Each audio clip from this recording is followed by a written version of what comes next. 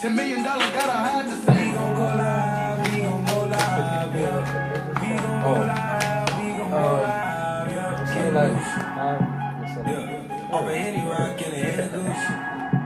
Yeah. Ocean deep in my swimming pool. Yes, sir. Yes, sir. Yes, sir.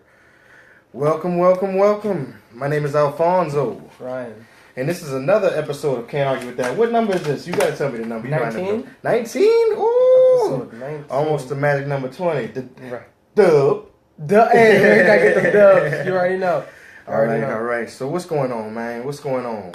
Man, you know, life is pretty lovely over here. You know, you see the Panthers. You know, we do what we do in the background. I see y'all. No, so you know how I'm living. Yeah. How are you doing, though, man? That's the question, man. You know, you do know that I was concerned about you over the weekend, man. Yeah. Because, you know what? I don't want to. We're gonna talk about it, so you know what I mean. We'll get into it. Let's talk about All it, right, man. So as you know, Cowboys the goal was what? Playoffs, right? Yeah, it appeared that everything was falling into place for y'all, right? Yep. Unfortunately, there was no index cards to save your season, man. I'm sorry to tell you that, man. Yep. Then your boy Matthew Stafford came through, proved you right. Yep. You know, yeah. The Saints did what the Saints do. You know what I mean? Yeah. And we do got your back on Sunday because we played them Dirty Birds from ATL. It ain't our back. We're gonna. They will be leaving with another L. You know what I mean? Yeah. So what that sound like? You add a little bit of this, a little bit. That's an ingredients for what? Playoffs. Yeah. Playoffs. Yeah. Man. For them or whoever. But most importantly, some interesting news came out from after y'all lost that game, man. Yes, sir. There's some finger pointing and some name calling, some, dare I say, passive aggressiveness. Yeah, man. Yeah, there is. After game one, Right. I think it was Dez. Well, this was in reference to Dez. Prescott, and I quote, "I think I have to throw him a better ball," Prescott said.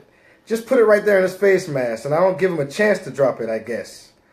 Early in Sunday's eventual loss, the Seahawks Cowboys receiver was seen ranting and raving on the sideline again for lack of footballs thrown in his direction. And when the footballs came his way, he proceeded to fumble one, generated by Charleston hometown hero B-Max. B-Max in this thing. He stuck the ball out. That's what we say. He stuck it. Stuck it. Do it. I stick it. I do it. Right. New Orleans, Charleston. Right, Similar. It's very similar. Right. But so when footballs came his way, he fumbled one, and then the next one, he and actually Dak threw it. Didn't he throw up the X when he tried to threw up the X? The thing about it was Dak was trying to protect him because there was a linebacker right there, so he was trying to lead him to the right. So he was actually thinking ahead. When keeping it real goes wrong. Right? Very true. What say that one more time? When keeping it real goes wrong, or when trying to keep your receiver out of harm's way goes wrong. Exactly. Should have just let him get hit stick. Exactly. And maybe he would hold on to the ball, maybe not. But anyway, last year when Dak was at the top of his game, what did he say? He said, to Dez ranting and raving, he said, "I'm going to throw to him when he's open." Mm-hmm. You know what I mean? Mm-hmm. But since then, apparently Scott Linehan and Dak have changed their tune because Dez is up there in the targets now. Mm-hmm. Yeah. So what's happening? So what exactly is happening? Because to me, this has to stop. Dez is ranting and raving always, and to me, let me ask you: Does he complain more, or does he drop more passes? Like, because I feel like he complains 3 times a game, drops 2-3 passes a game. I don't know which is which. Exactly. You know, and we've seen receivers act up when they don't get targets. Mm-hmm. That's not new to Dez, but I mean, his targets is right on par with Hopkins, AJ, Julio, Antonio. He's 11th in targets. What, man? There's a difference in the caliber of receivers. I think you heard me just name. Exactly. So he's 11th in targets, right? So he has to be 11th in receptions, right? No. I would think at least top 15. I would say top 15, no. 16. He's 24th. 19. He's 24th. And to add a little salt and pepper on that, he's top 5 in drops. And out of those 11 receivers, he has the very lowest catch percentage amongst them all. It's not good. Yeah, that's not good. That's just not very good. That's not good at all. And guess what? There's a chance that in 2018, he won't be a problem, though. Oh, no. He won't be a problem because we pay him way too much. You know that. He takes up a big chunk of the salary. He says takes up $12 million of Jerry's money and $16.5 million cap number. Yeah. That's high for a guy that's not good, man. And this guy has the highest base salary amongst all receivers. And he also has the highest cap hit of any receiver in the game at $17 million. Good Lord, that's a lot. Man, that's a lot of money for someone that is not producing. Not producing. Exactly. So, you know, once upon a time, he used to be a prime wide receiver, would you say? Yeah. Say that came and went a little bit. Oh, no, it's gone. It's gone. You know, he's missed a lot of time because of injuries. You know, he's only actually played a full season once in his career. And to compare Mr. Nino Brown himself, Antonio, he's only missed one game over the last three years. Just for comparison, you know what I mean? But so I think I know you well enough to know you've been over throwing up the X for a while now. So what is Jerry gonna do with your boy? Well, what is he gonna sign Odell? He gonna sign Odell. Okay. No, I mean honestly, I want the offensive coordinator replaced. I want Scott Linehan. I want him fired because there's no excuse for Pete Carroll not to run beast. I meant not Pete Carroll because he did that too. Right. But it's no excuse for Scott Linehan or Jason Garrett or whomever who made the ultimate decision not to run Zeke Elliott at least one time out of 4 times. You know what I mean? I would have ran them all 3. I would have ran him 3 times in a row. I would have ran him 3 times in a row. Matter of fact, I would have ran the same play. Yeah. You mean to tell me that Zeke's coming off vacation and this man can't get 108 inches? They had 108 inches to go and he would have scored. 108 inches. You know what I mean? That's all. That's all. He could just... That could have just went... I mean, I feel like Zeke ain't played in a month and a half, man. You do know that your boy was hungry. Hey, man. He was real hungry, man. He was starving. Yeah, they fed him in the beginning. Yeah. Well, speaking of not getting a job done, there's a number 4 that reigns in Dallas, Texas. Rain Dakota Prescott. Yeah. Last 6 games. 5 touchdowns, 9 picks. Mm-hmm. Correct me if I'm wrong. Didn't you go on wax saying there's no such thing as a sophomore slump? Yeah, I said Cam is the only one who has a sophomore slump in the last 10 years. Oh. And it's true. So Dak, what do we call Dak? Just trash? Bum? Garbage? No. Done? Trade him? Dak. You also probably draft quarterback in the first round. Dak is having a few lapses in judgment. And you have to understand the variables at hand now. All right? All right, so the variables are Tony Romo. And as everyone's seeing that he's a coach on the field. Like I said this before, the season even started, before any broadcast, any CBS mess, I told him, Tony Romo's a teacher. He's a coach. He has the heart of a coach. He has the intellect of a coach. When your backup quarterback should be a natural coach. You know what I mean? Mm-hmm. And the starter for the scout team, so the defense is going to take a step back. Mm-hmm. I mean, there's a lot of variables at hand besides just that. I mean, I've listened to Tony's broadcast several times, and I'm actually a fan. I mean, I like what he has to say. Honestly, he does add a lot to the booth. I want to watch it with my future wife because she'll learn something. She definitely will, because he explains stuff. Actually, he over-explains stuff sometimes. Mm-hmm. You hear him? He's like, yeah, exactly. But he over-explains stuff. So, I mean... He's good, but all I know is if Jerry listens and replaces the offensive coordinator and gets rid of Dez and gets a true number 1, Dak will be okay. Everything will be situated. Mm-hmm. You know what I mean? Like, come on now. He doesn't have a number 1 receiver. The end. Game, set, match. Panthers don't have a number 1 receiver. We just keep winning. But anyways, so, y'all... No one can hear that, by the way. I know. It wasn't for them. It was for you. Oh! It was for you. Got you. So, y'all gonna hang on to Mr. Clappery himself? Is that what I'm hearing? Clap. Clap, clap. Huh? Clap, AK-47.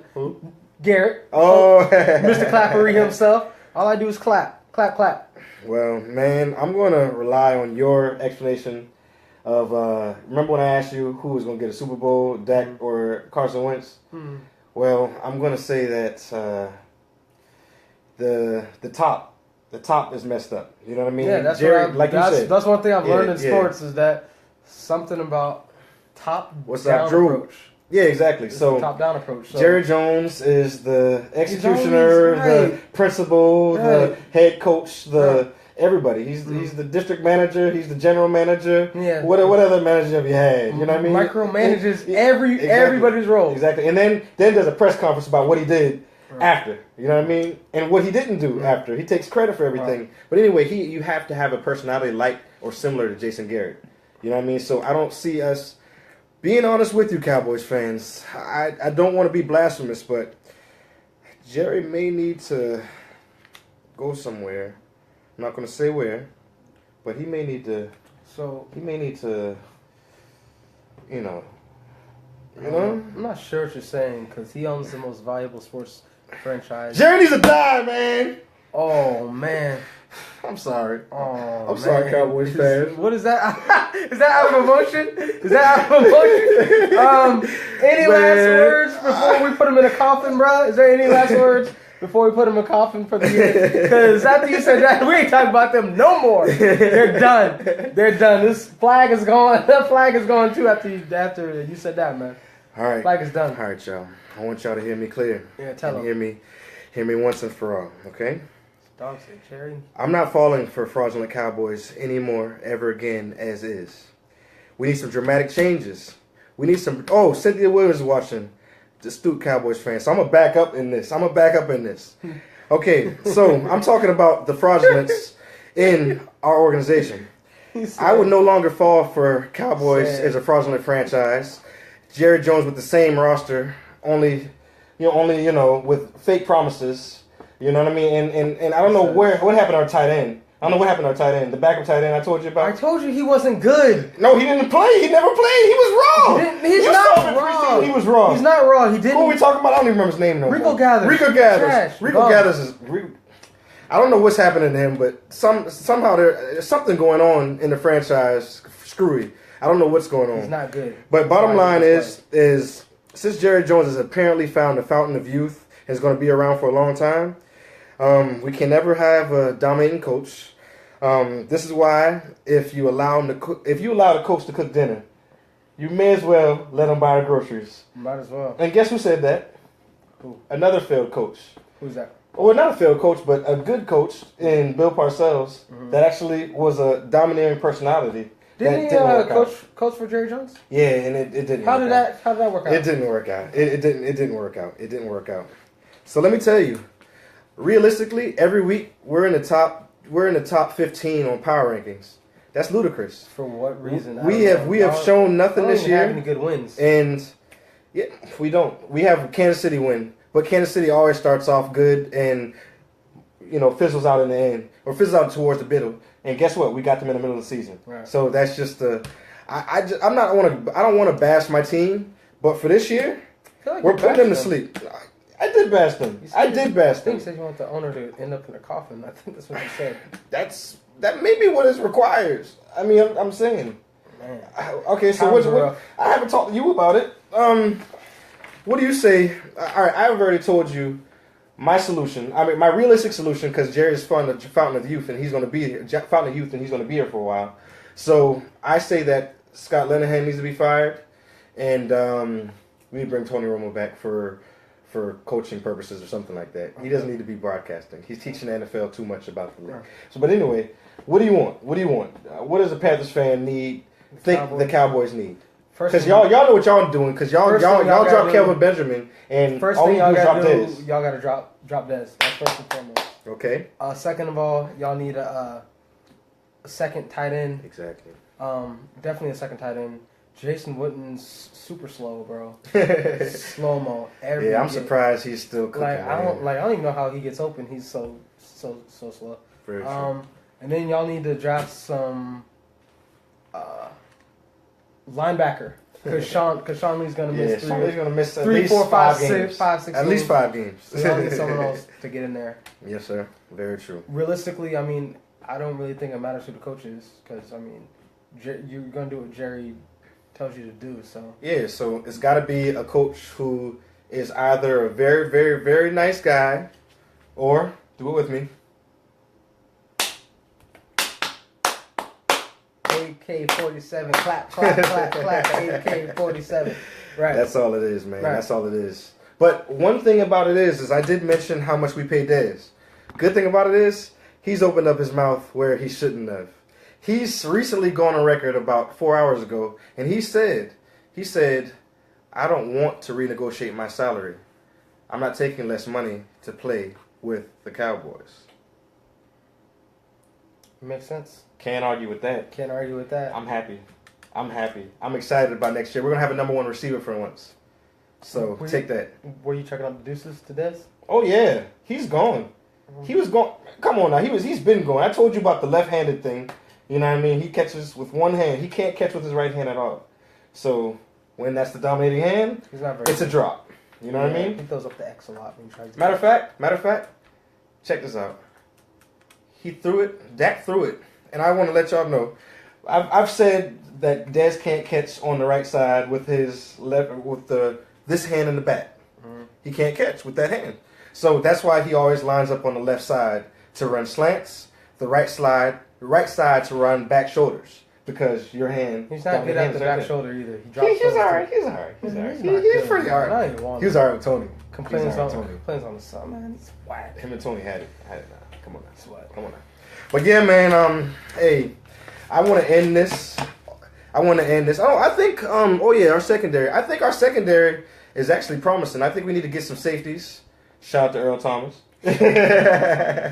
But honestly, our corners, they're I think they're pretty promising. I don't have a big problem with them, and I think they're gonna be all right, man. I really think they're gonna be all right. I don't have a problem with them. I don't think we need any corners. We just need a couple safeties because I don't want Jeff Heath to touch the field. Man, Heath is that guy, man. Give me Heath over Earl Thomas on the Cowboys all day. All right. Twice on Sunday. All right, I'm gonna end this conversation on that. We're gonna go next. We're gonna go to Brandon Used Car. We're gonna go to the rest of the league. We're gonna go to the rest of the league. I wanted to give one more episode to my Cowboys before we put them in the coffin because I don't want to be disrespectful to Jerry. My apology for that. But we are putting our season in the coffin. We're probably playing. We are playing Cooper Rush. Cooper Rush will get some playing time. That's what you did, Dad. That's what you did. Cooper Rush is playing the last game of the season. You can't play any last games of the season. Last year, Tony and Cooper played. This year, or Tony and somebody played. Tony and I don't remember who played. I don't remember who that sorry quarterback was, but yeah. Anyway, no. Hey, forget you, bro. Come on now. Can't argue with that. But I want to reiterate for everyone whose page this is going to be on and everything that Dak is not the problem. Dak's not the problem. Dakota is the problem.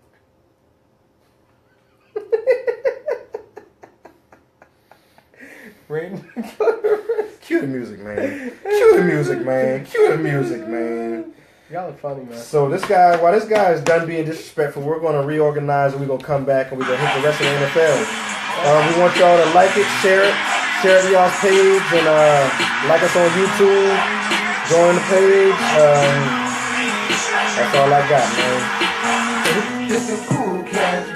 Sorry, all Cowboys fans out there. Hey, man. Very sorry for this. Hey, man. Good life. Hey, man.